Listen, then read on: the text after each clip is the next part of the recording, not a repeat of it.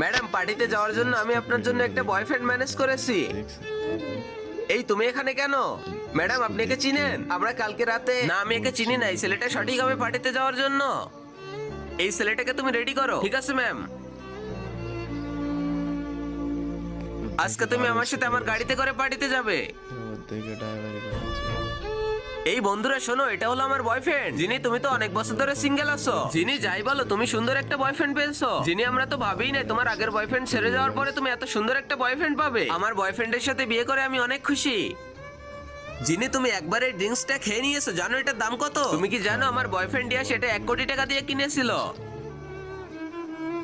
এটা তো একদমই ওই আসল ড্রিঙ্কসটার মতো না। আর তোমরা যে ড্রিঙ্কসটার কথা বলতেছো ওটা আমার কোম্পানি থেকেই বের হয়। আর তুমি যার কথা বলতেছো সে আমার এখান থেকে কোনো ড্রিঙ্কসে কিনে নাই। রাহাত, তুমি কিভাবে জানো? যেখান থেকে এটা কেনা হয়েছে তার নাম্বার আমার কাছে আছে। ঠিক আছে, তাহলে তুমি ফোন করো। ওকে, আমি তাহলে ফোন করতেছি।